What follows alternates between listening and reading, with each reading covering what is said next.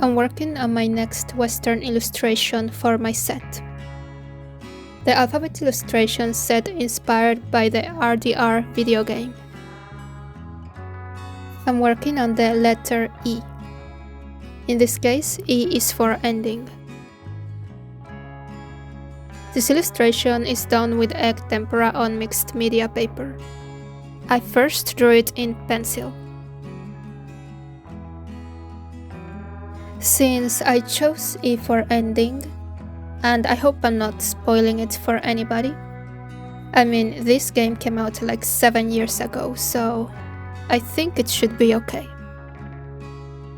In this game, you go around in a gang of outlaws during the Wild West days.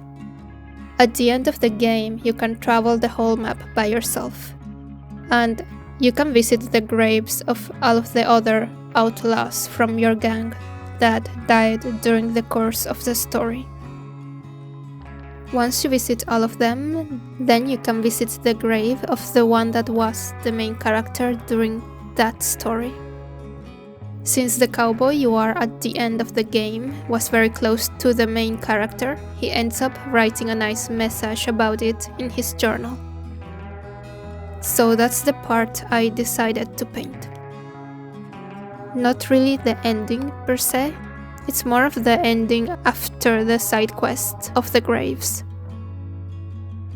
You don't have to do the side quests, but since I love that game, I really went out of my way to get it to 100% completion, including those horrible poker card games.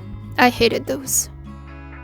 The dominoes, on the other hand, I love those. Those I get. I could play those dominoes all day. When I reached this point in the game, I took a screenshot, and that is what I'm using for reference. The colors and the character's position, I referenced them from the screenshot, but I did the composition in a vignette way. I chose blue as the underpainting of the piece since I was going for an early morning look. I feel like pastel blues always give that nice, airy morning feeling, like it's a fresh day and the grass is still wet from the cold of the previous night. The illustration is backlit since the light is coming from behind the gravesite.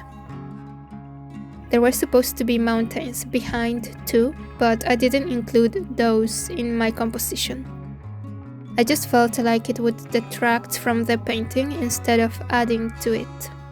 So they are not in my vignette composition. I wanted to focus only on the character and the grave. The wildflowers were also on the screenshot, and I kept them as orange. Since most of the painting is blue, I felt it would be complementary to it. Even though I darkened the illustration, as seen I added more opaque colors, I still wanted to keep the overall look blue, so I tried to do that in the shadows. Even in the hair, the character John is meant to have black hair, but I mixed in some blue on the black to keep the cohesive look. In the parts where the light would hit, I tried to keep it warmer. So, for example, the white shirt, the area in front of the light, I added some warm pastel yellow.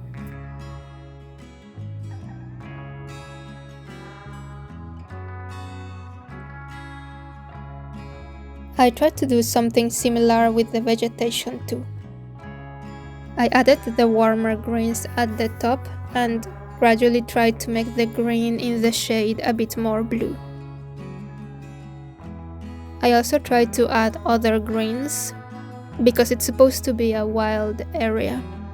So I wanted it to look like different kinds of grass and weed also grew naturally. And I think I could do that using different kinds of greens instead of painting different types of plants.